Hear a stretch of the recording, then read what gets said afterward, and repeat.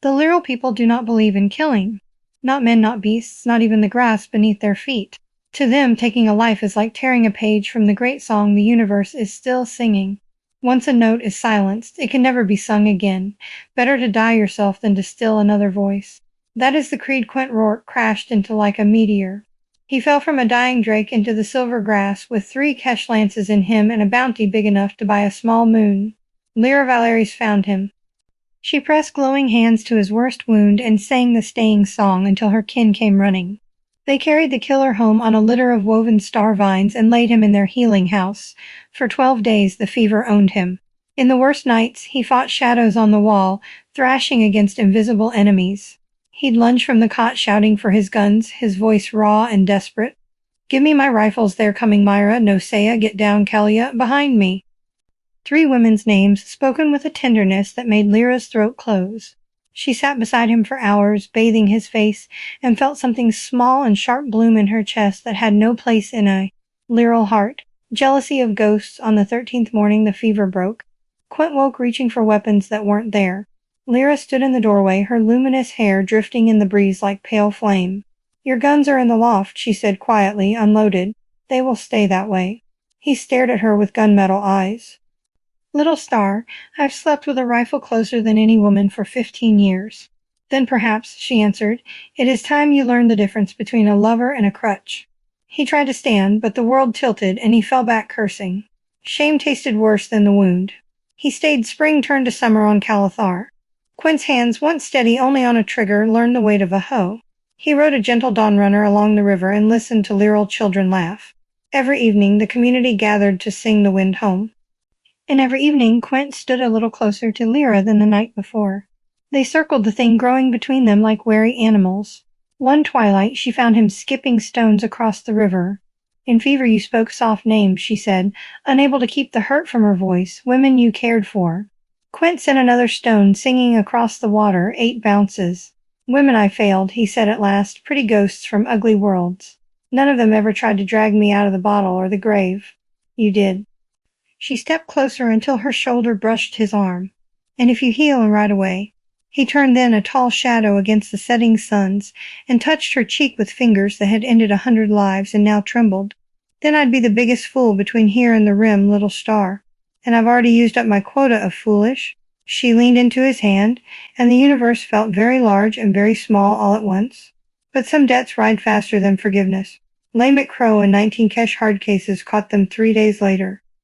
Quent and Lira had ridden out to gather Donherb's Quent unarmed for the first time in memory.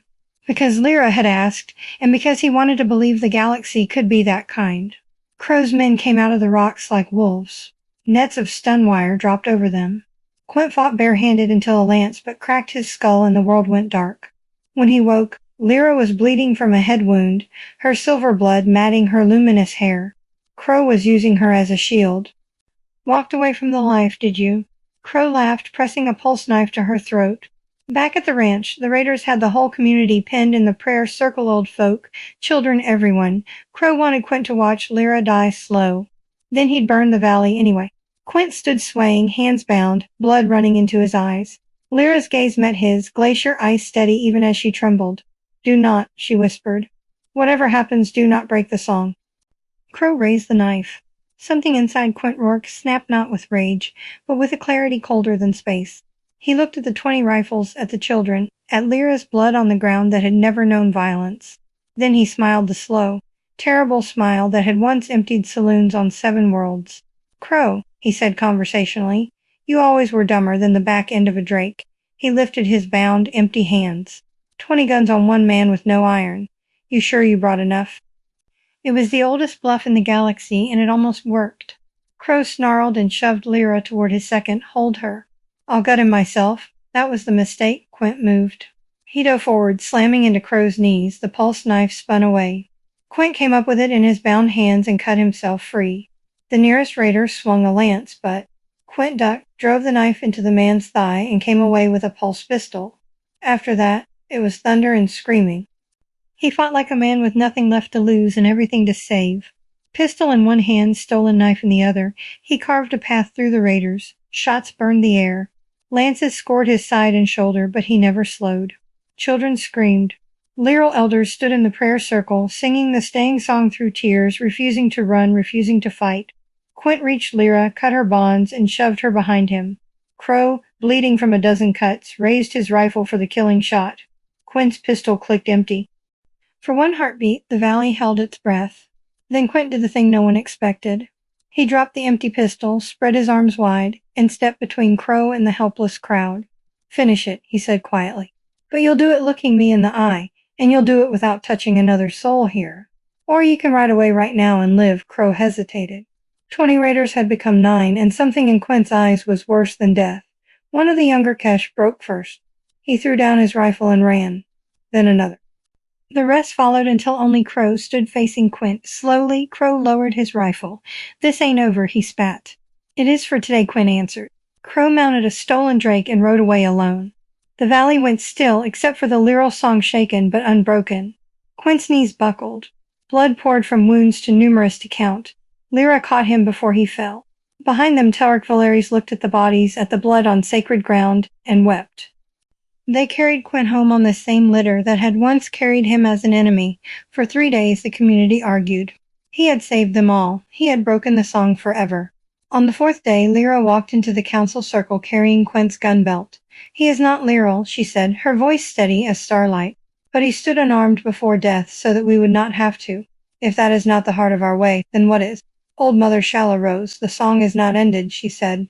"It simply learned a new verse." They brought Quent out at sunset, pale as winter, walking on Lira's arm. Telric met him. "I was wrong," the elder said simply. "Some storms must be met with thunder, or there is no valley left to sing in." He placed Quent's hand in Lira's. "Welcome home, son. Years later, if you ride the river road at twilight, you will see a tall man with old scars working the fields beside luminous folk. Children, some with glacier eyes, some with gunmetal gray run laughing between them. The barn still stands. Inside, wrapped in oilcloth, hang weapons that have not tasted powder since the day love proved stronger than creed. And if you ask the man his name, he will smile slow, the way a man smiles when he has finally outrun every ghost, and say, 'Just Quent, I farm a little raise a family. Keep the winter outside where it belongs.' Some wolves learn to guard the fold instead of hunting it." On Calathar, Quent Rourke discovered that redemption sometimes wears the face of a luminous woman who refused to let him die as the man he was. And the song scarred, stronger and more beautiful, for it goes on forever.